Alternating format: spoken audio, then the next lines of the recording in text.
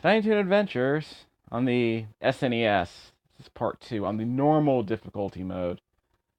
Spin the wheel. Select the game. Bust the deal. Face the wheel. Which game will it be? Well, I don't know. It's always random. I always hope it's an easy game instead of one of these stupid, well, a fun game at least, instead of one of these dumb little mini games that always make me do. Oh, that's Babs running around the maze. I like this one actually. Okay. Maze craze. Why not? I'll get an audio check in a second, don't worry. Have a chance to get extra lives. On the normal mode, it's not as important. 30 seconds. Open the doors to find your friends. Don't let Elmira or Arnold catch you. Or you won't be able to find your friends. Okay, fine. I do like this saloon piano music they got going on here. Oh, you can't stop. You can only turn. So you run it. Whoops! Well, shortest match ever. Yeah. That's unfortunate.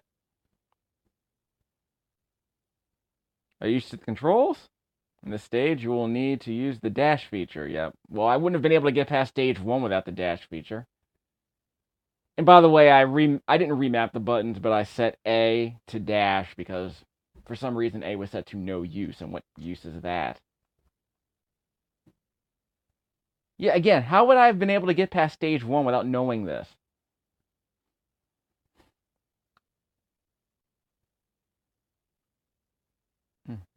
Okay. Right. Yeah. Yes. Yeah, writings in this game's not great. Obviously, in Toon Adventures, the writing was a bit hit or miss, but there you go. Okay. Bop, bop, bop. Alright. Basics. Y button for the kickflip, which you can use in the air. And you're invincible. I want to say you're invincible as long as you are in the middle of the animation, I think. Jump. L or R button to dash. And you can do a dash jump. Or you can do a dash slide by pressing down. Like that. See? Fun stuff. Another audio cue. Y, jump. Alright. There's my audio cue. Alright, let's get moving. There we go. I got to avoid all these guys anyway. I'm just hanging out, just throwing tomatoes. Yeah. No big deal. You can hit them on the way down when you do that little kick flip too, so that's always nice. And I can float in the air a tiny bit, which is always cool. I'm getting stars by defeating these enemies. I want to say every 100 stars I get gives me an extra life. Like Mario with the coins. Okay, get over here. What there? It's not Wile E. Coyote. Kind of looks like him. Oh, hey, double dutch. Jump. Okay. Okay, this is slower than in the harder difficulty mode, so whatever. Remember, I lowered the difficulty from my previous video to the normal difficulty because I didn't want to spend, 20 hours giving you guys a bunch of footage where I die. The game's not that hard, but I just figured it would make more sense if I didn't try to push my luck. Dive bomb. Anyway. So again, it's not just about kicking them with the drop kick, it's about hitting them on the way down on the backflip, like that. So once you get that down, the game becomes a lot easier. And I'm glad they added that little bit, because I think a lesser game would have just been giving you a janky drop kick and nothing else. Whoops. There we go. I'm good.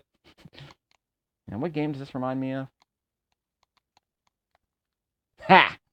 Not Invincible, but it was close. That crap. Alright, see. Like I said, on the hard difficulty mode, it'd be a bunch of one-hit deaths, so not in the mood for that. Again, the game's not that hard. I'm just trying to get through it the first time.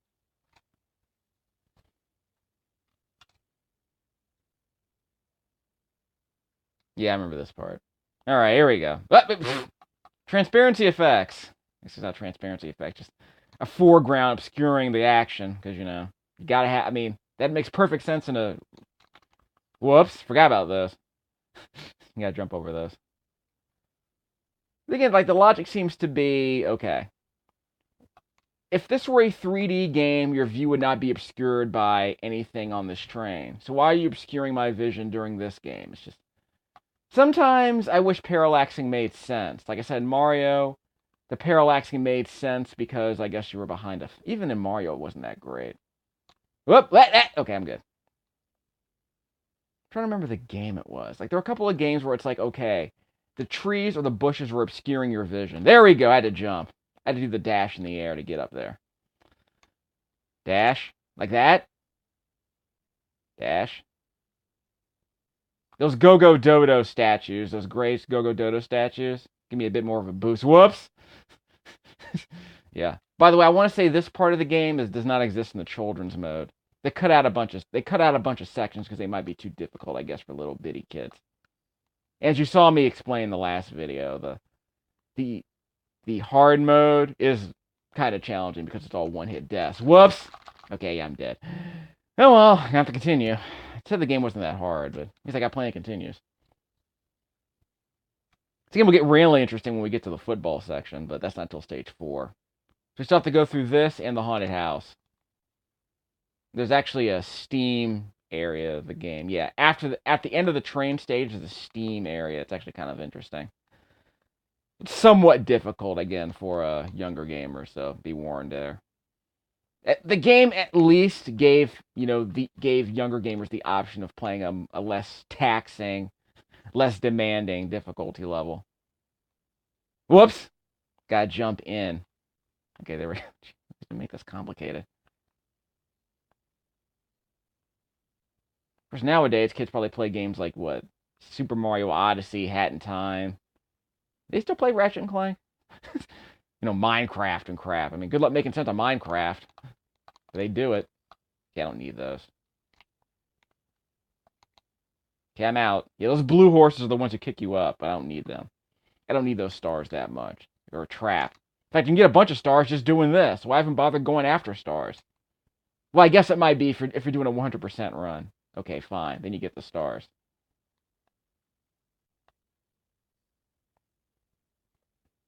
Art in this game is something of a mixed bag, I admit. The characters are reasonably well drawn and animated, but the backgrounds are kind of whatever. It feels like they spent more time trying to get the characters working, making the characters look decent, than making the background significantly good. So the art style is no big deal. Pixel art here is no big deal.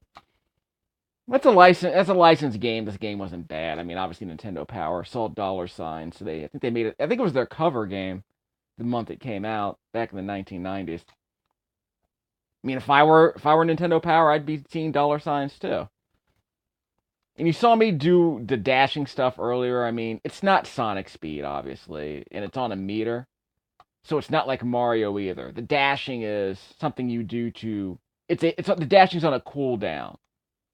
And of course, the game isn't really... Whoops! See, this is not hard. Because the dashing's on a cooldown, you have to worry about the whole... when do you dash sometimes? But that's really only a problem on harder stages. Most of the game can be beaten without having to dash too much. And as you just saw earlier before I died, there are a few sections where the game says, yeah, you must dash.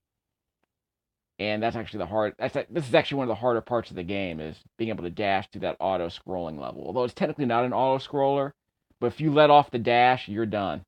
Okay, I can't get up here. Okay, so I'm going to have to dash up here. That's fine. The game's going to force me to dash in a second. Jeez. There's a lot of downtime like this. There we go. Jump!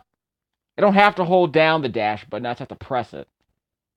And the character will automatically dash. There we go. Did I get hit? No, I didn't. Okay, I'm fine.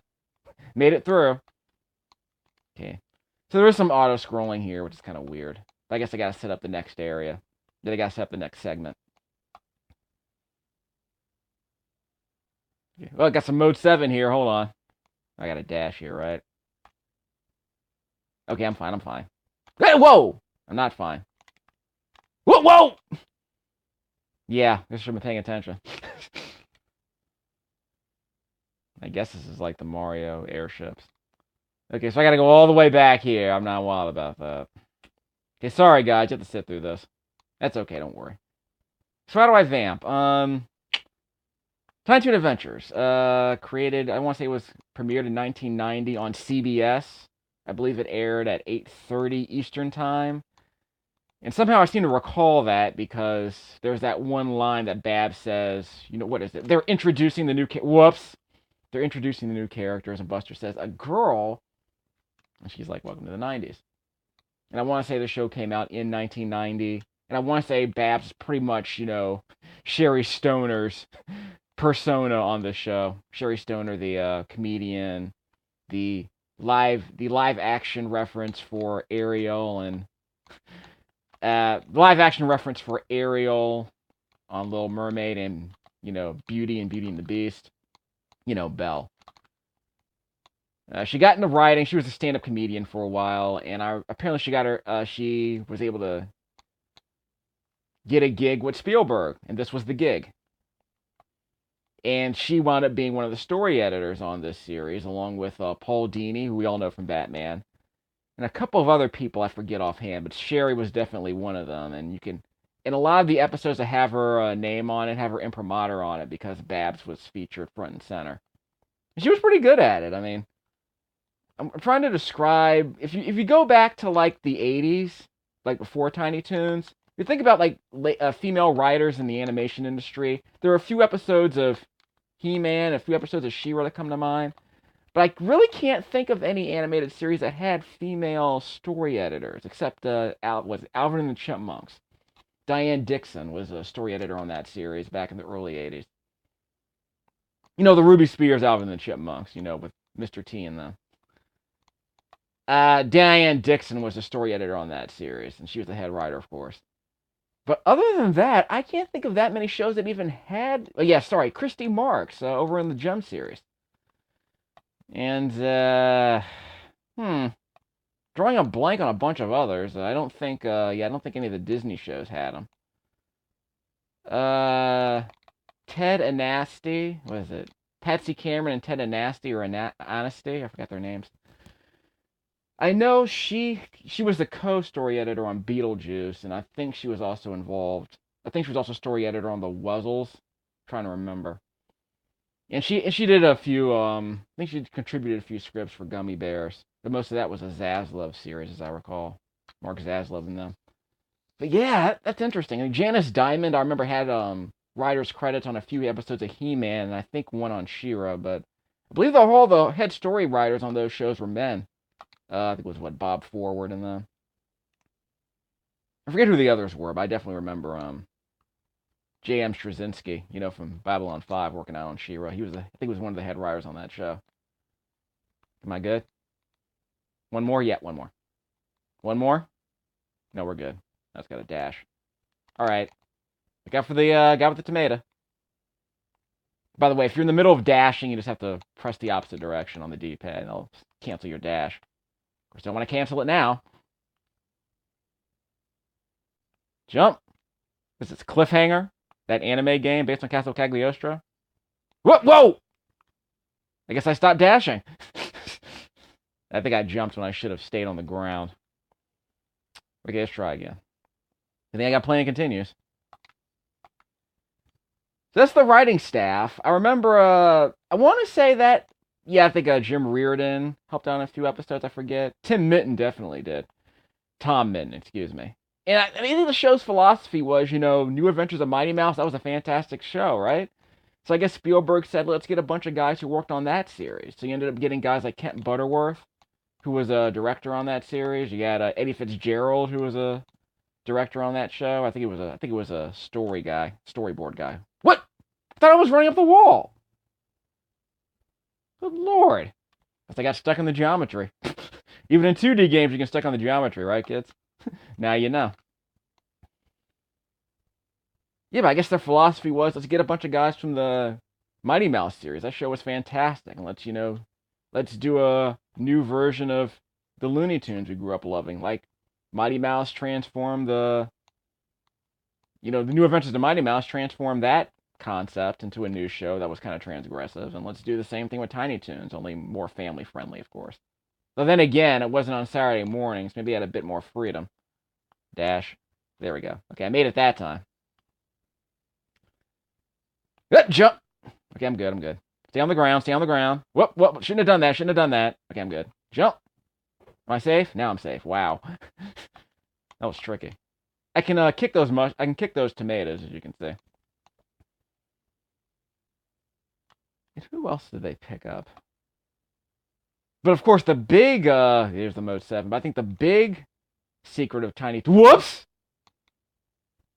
You gotta be kidding me! Guess I should have jumped. Wasn't paying attention. Keep forgetting that you have to jump on the girders, not on the train bed. I have to keep doing this all over again. I want to say that they got Kennedy. Whoops! Gosh darn it! This is not hard. I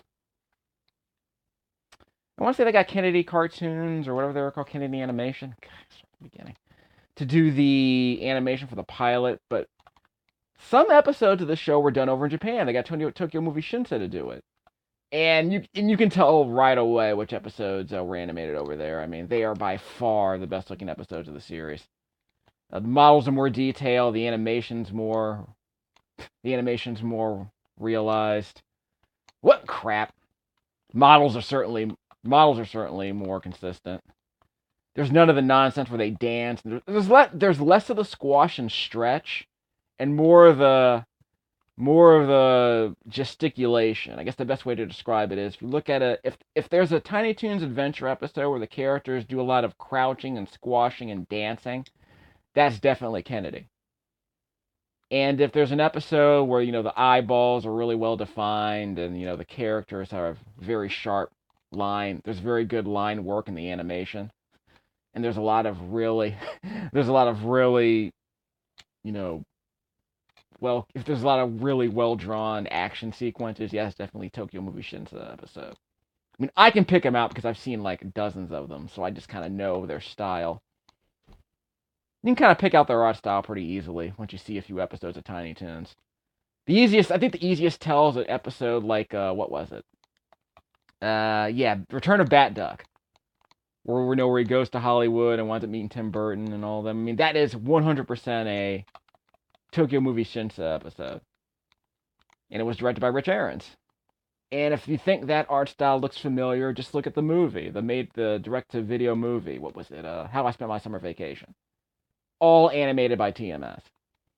So that look is the TMS look for Tiny Toons. And they never really translated into Animaniacs, which kind of disappointed me.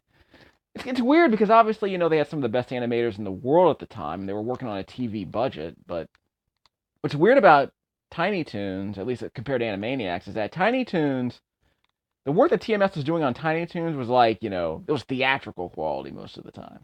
Of course, they were very expensive. But by the time you got to Animaniacs, I mean, it was okay, but I think they kind of dialed down some of that stuff. I guess he had a different... Whoops! Okay, there we go. I guess he had a different group of animators, so they said, let's dial things down a bit. Let's make things more reasonable. Because, I mean, obviously, the animation they were spitting out for Tiny Toon Adventures was next level, God tier. Whoops! I shouldn't have dashed over that. So I have to go all the way back to the start of the train level. Okay, it's going to be a problem. I wasn't going to give you guys a bunch of videos of me doing this over and over again. But I said I would vamp, and I'm going to vamp by talking about Tiny Toons. So what were the best episodes of Tiny Toons? Well, obviously the best looking ones. Return of Bat Duck. That's A++, no matter what. No question about that. He and Rich Ahrens and them killed it, knocked it out of the park. There we go. All right. Where's my dash? Here we go. Let's see. Well, there are a couple of other ones I forget. Yeah, there was actually a pilot to the Elmira show, which was terrible, but the animation was good. There we go. Is that an Extra Life? Might have been Extra Life. That gold statue might have been Extra Life. Okay, here we go. So don't flub this one. We're kind of waiting for the game to set up the next set piece. Here we go. What was that other game? Yeah, I can just jump over here. Yeah, I'm fine. So now I have to wait until the next one shows up. Out the way. Jump. What? Wow! I was trying to dash. I got caught by the screen. Wow. I'm not gonna say that's unfair, but because I've beaten this before, but this is starting to get annoying. What was that other one? Crap! It's been so long since I had to restart. Well, I'm not gonna make it through this. This is not the run, kids. I apologize. This is not the run. Maybe I need to stop talking about episodes of Animania. I need to stop talking about Tiny Toons. TMS did a couple of other... I mean, basically there were some episodes that TMS did all 30 minutes of them. And there were episodes that were like a bunch of shorts. And what was it? I remember there was one where... I remember it involved Arnold the guard dog. And I think Buster was trying to sneak into Montana Max's mansion or something. I don't even remember exactly. But that episode had 3 shorts and TMS animated all of them. Wasn't there? Yeah, there was one where Max. Yeah, there was one where Max and Elmira went out on a date, and TMS animated that one, obviously. Because somehow Paul Dini wrote that episode where it's like, okay, Montana Max and Elmira wind up going on a date, and of course, because TMS animated the episode, you ended up getting this bit where Elmira shows up in a black dress, and it's like a Sailor Moon transformation sequence. Actually, even better. There's an episode, I think, with Arlene Sorkin, I believe, the voice of Harley Quinn, the original one, co-wrote an episode where, the ladies ended up going to a dance or something. Like, it was a girls' night out. Without Tiffany Haddish or anything. Or without Tiffany Haddish. But, Haddish. But apparently TMS animated that one, and there was this whole sequence where, they were, dressed up, they were all dolled up, and ended up looking like a Sailor Moon transformation sequence. TMS animated that. I'll see if I can put up a clip of that. I mean, it should be fair use, right? It's only a couple of seconds. But, that's 100% anime as written and storyboarded by American animators. And I guess TMS, when they got their hands on it, said, you know what, we can do this too. I forget what the joke was. Like, TMS at some point, they have their own layout artists. So sometimes they would take the storyboards and the layouts that they got from America, and they say, you know what, screw this, we're going to do our own. And they were pretty good at it. I mean, the layout guys are the guys who do the camera pans and all of that.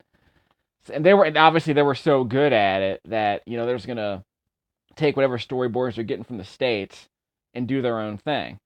And they did that all the time. I mean, they definitely did it with Inspector Gadget, because if you look at Inspector Gadget, I mean, that show, I think TMS did the entire series. But what was interesting about that show is that it was obviously done on a budget, but they had TMS working on it. And you'll get episodes like, where's that one where the caped guy is following Inspector Gadget? I forget his name. The Cape Crusader. I remember his name. He was working with Inspector Gadget, and whoops, shouldn't have done that. So what do you want? I shouldn't have pressed the dash button. So you get episodes like that where it's like, okay, there's a lot of zoom-ins, there's a lot of push-ins, there's a lot of panning and scanning, and I said a lot of push-ins. My God.